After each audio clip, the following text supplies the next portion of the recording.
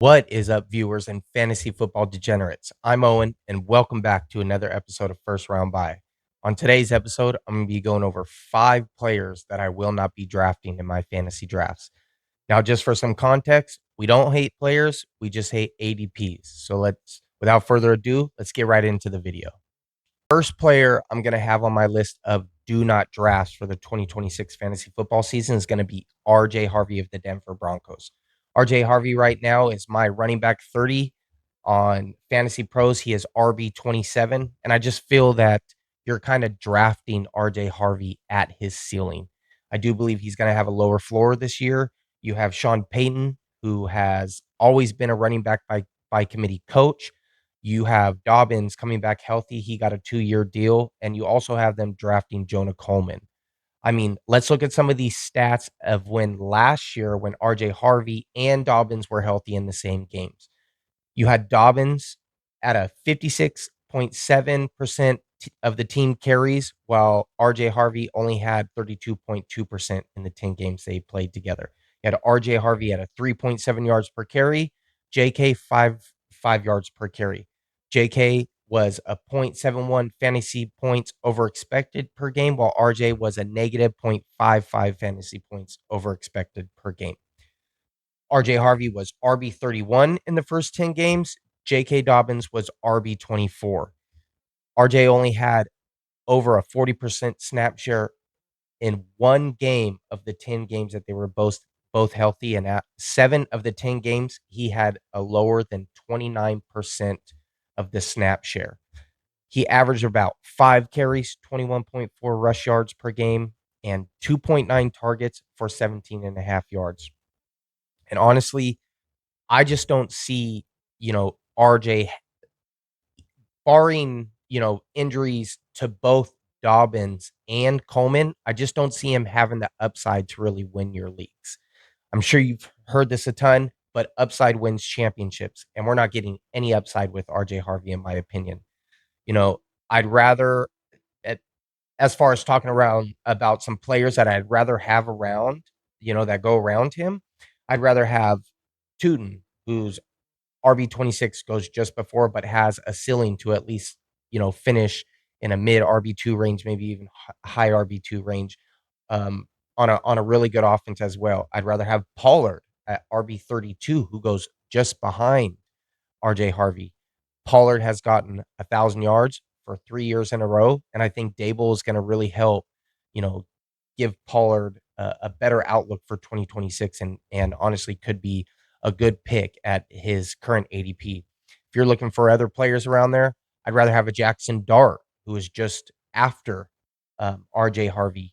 He has the upside of being a top 8 quarterback, possibly even top 5 quarterback, and also a Trevor Lawrence, who goes just before RJ Harvey. So those are the players that I'm kind of going to be targeting instead of the RJ Harvey, because I just don't see RJ Harvey's upside. Now, if you disagree, let me know in the comments, but I do not see myself coming out with too many shares of RJ Harvey in 2026 fantasy football drafts. And I'm really going to be fading him a lot unless it's just a screen, like a steal, as far as he drops a round or two. I don't see that happening. But if he does, and I can get him around RB 36, I could see that as somewhat of value by a couple spots. Then I'll be drafting the RJ Harvey. But I just don't see that happening in 2026. And I'm going to be fading RJ Harvey everywhere I can. Next up on my list, and this is going to be a big surprise to some of you guys, and it's a big name, but I'm going to be fading Trey McBride. He's at an ADP of 16, so about mid second round, early second round, and he's coming off the board at tight end 1. For me, that's just too expensive. Tight end 1, I don't see him repeating as tight end 1. The draft capital is just too expensive for me, and I'd rather take Bowers, who currently has an ADP of 21, which I do see that probably leveling out once we get closer to the season, and they'll be much closer. But I'd much rather have a Bowers, or even possibly wait for, um, you know, uh, a Colston Loveland or something like that as far as tight end. But there's going to be more target competition this year. You're going to have a healthy um, Marvin Harrison Jr., excuse me, it's right on the tip of my tongue. A healthy Marvin Harrison Jr., you're going to have a healthy Michael Wilson. And we don't know who the quarterback is right now with the holdout from Brissett. I assume it's going to be Brissett. He's coming to camp and everything. But this is just going to be probably a bottom two, definitely bottom five offense in the league. And I just don't see McBride, paying off at his tight end one draft capital. And honestly, last year was the first year that we've kind of seen some positive touchdown regression from McBride. I believe he had 11 touchdowns, and I just don't see that happening again. I don't see him as low as he was the first couple years, in the 1, 2, or 3 touchdown range. I see him kind of leveling out, maybe around the 5 or 6 touchdown mark, but I just don't see him having the upside to finish at his ADP 16 draft capital. And I know it's a big name, and I do like McBride. Again, it's not about the player, it's about the ADP, but I'm going to be fading McBride a lot. Some players that I'd much rather have that go around him, like I said, I'd much rather have Brock Bowers, who is my tight end one this year, and I think is going to be the main focal point of the Raiders offense. I'd rather have a James Cook from the Bills. It's going to be a much better offense in the red zone, a lot more scoring opportunities, or even a Chase Brown pass catching back, especially in PPR, should finish as a RB1 again. And these are the players that I'm going to be targeting in the second round that are going around McBride over McBride. So again, unless he drops a little bit, if he dropped to say the beginning of the third round, if he happens to drop there, I would smash that at a Trey McBride. But at the where he's at the early to mid round 2, I just don't see myself coming out of a lot of drafts with Trey McBride, and that's why he made this list of one of the players I will not be drafting this year in 2026 fantasy football drafts.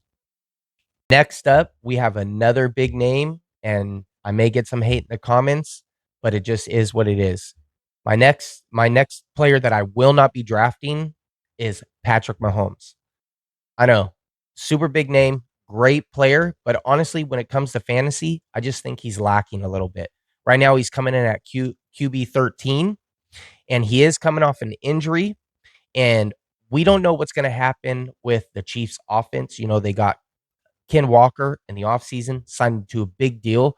So I do see the Chiefs kind of leaning a little more run heavy this year, where last year, Patrick Mahomes was propped up a lot by his scrambling and just having to make a lot out of nothing in that offense. You had Rashee Rice missing the first 6 games, and Patrick Mahomes is really having to do everything. Coming off of that injury where he tore his ACL, I just don't see him scrambling as much this year and really getting those extra points from running. I do believe they're going to want to do more of a balanced approach and go with more of the run game. They drafted Emmett Johnson as well. They have KW3, and I just see it leaning a little more run heavy. As far as why I'm kind of fading Patrick Mahomes, is I really see he's kind of had a drop off every year as far as his fantasy value. He hasn't finished. I think last year he was around QB 8, somewhere around there. I had to double check, but he hasn't finished top 10 in the last 2 years. Last year, I believe he was 11th, actually, not top 8. Travis Kelce, I think is a part of that regression. When Travis Kelce was at his best and really the main focal point of that offense is when um, Patrick Mahomes was really cooking and we could always depend on him in fantasy. That's just not the case anymore. Travis Kelce is regressing quite a bit. And yes, Rashee Rice will be good, but what do we know about Rashee Rice? I mean, he's constantly messing up. We don't even know if he'll be there for the full season. They haven't said anything about giving him a deal, so we just don't know what's going on with Rashee Rice. Coming up next on my list is going to be another running back coming out of the Carolina Panthers, and it's going to be Chuba Hubbard. Chuba Hubbard right now is ranked at around RB28, and I do believe that's his ceiling. Here's some stats to back up why I will not be drafting Chuba Hubbard. 52nd out of 65 running backs in missed tackles forced. 57th out of 65 running backs in yards after contact per 10. 65th out of 65 running backs in breakaway yards. He didn't produce not one breakaway run. A breakaway run is a run of design of over 15 yards or more. He didn't have one of them. Honestly, and he was 62nd out of 65 running backs in PFF elusive rating. I just don't believe that Chuba Hubbard is very good. I believe Jonathan Brooks is just waiting to take over this backfield and should take it over halfway through the season. And from that point, I believe it's going to be a timeshare between the two. I just don't see an upside with Chuba Hubbard. I don't see him as a back that can really be a 3-down back, and I believe that's gonna be Jonathan Brooks in this offense. So I will be fading Chuba Hubbard at any cost. Doesn't matter how far he drops, he would have to drop a full 2 rounds, maybe RB 37, 38 before I even take a chance on him, because I do believe that by the end of the year, that's where he's gonna be finishing. I haven't quite finished up my rankings yet. They will be available in the next week or 2, and we'll know exactly where he lands. But if I had to guess, it's going to be around RB 36 to RB 37 in my rankings right now. Honestly, players I'd rather have around him, he goes around where RJ Harvey goes around. So you can really apply those players to Chuba Hubbard. Let's go with a Pollard. I would, and I'm not a fan of Jadarian Price. I'm really not. But I would also take a Jadarian Price in front of him just for the upside that maybe he gets the workhorse role until Zach Charbonnet comes back. But essentially, it's the same players that I would take over RJ Harvey. I'm going to take over Chuba Hubbard. And again, I don't even like Jadarian Price this year. He's not high on my board, but I would still take a Jadarian Price over Chuba Hubbard if he was in my draft. And I had it was my final choice, and I needed a running back. Chuba Hubbard sitting there, Jadarian Price sitting there. I'm taking Jadarian Price over Chuba Hubbard. So any chance I can get, I'm fading Chuba Hubbard. Take this advice. You'll thank me later. And if you think I'm wrong, drop a comment below and just let me know what you think of Chuba Hubbard. But I think there's a lot of people on board with this Chuba Hubbard take.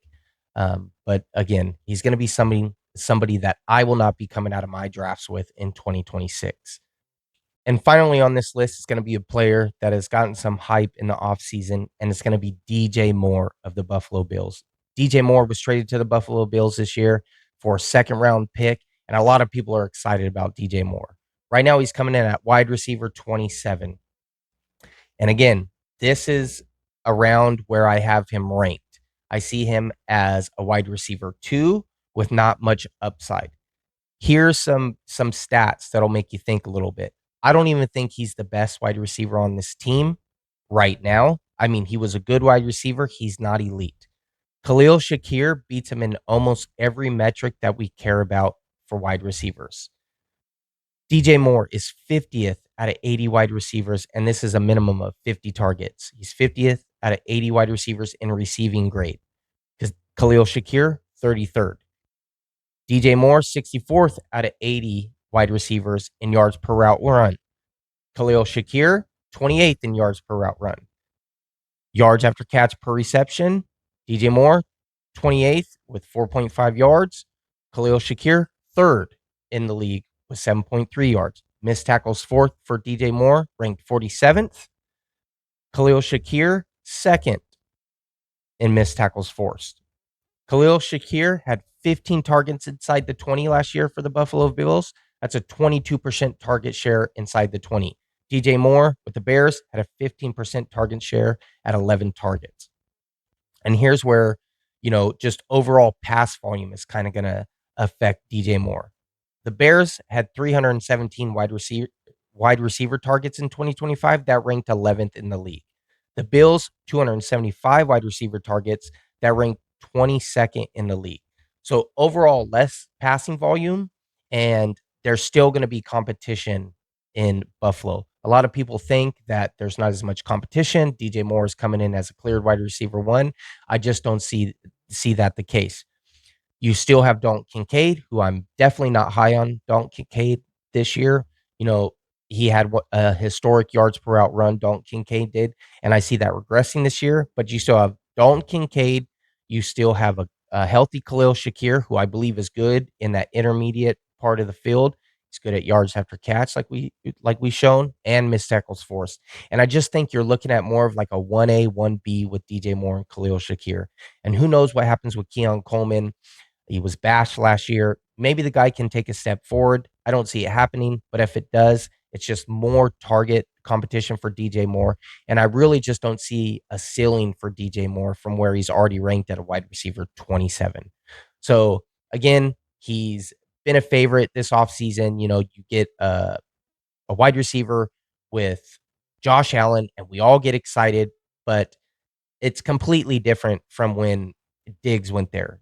Diggs was, in my opinion, an elite route runner, and I believe was only 25 when he was traded to the Bills, and that's why he was hyper targeted. And he is an elite wide receiver, where DJ Moore is a good wide receiver, and DJ Moore, I believe, is 28 coming into this season. So it's a vast difference between a 25-year-old who is really coming into his prime and we knew was an elite wide receiver and has proved that over the years, to DJ Moore, who isn't quite an elite wide receiver, but more of a good wide receiver. So that's going to be the reason that I'm going to be fading DJ Moore. And some players I like that go around him that I'd much rather have than DJ Moore. I'd rather have the upside of Christian Watson from the Green Bay Packers, especially with Romeo Doubs leaving.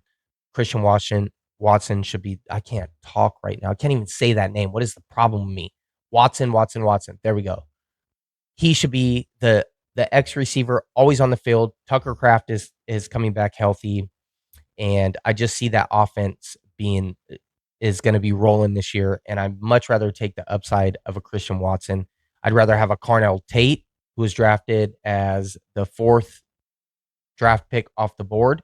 And typically when we see a wide receiver go that high, we see them going, typically in the 4th round, the 3rd round. Last year, Ted McMillan drafted, I believe, at spot 8. He was going off in the 4th round. And I believe Carnell Tate right now is going off around the 5th, early 6th round. So I'd much rather have a Carnell Tate. I'd rather have a Tyler Warren for the upside of him being the target leader on his team. I would much rather have a Cam Skattebo. The Giants, especially with Malik Neighbors not being healthy, I can see them, really depending on the run. And I think Cam Skattebo is a smash this year. And for a quarterback, I'd much rather have a Jayden Daniels than DJ Moore. Jayden Daniels has the upside to finish as a quarterback one, and I mean the quarterback one.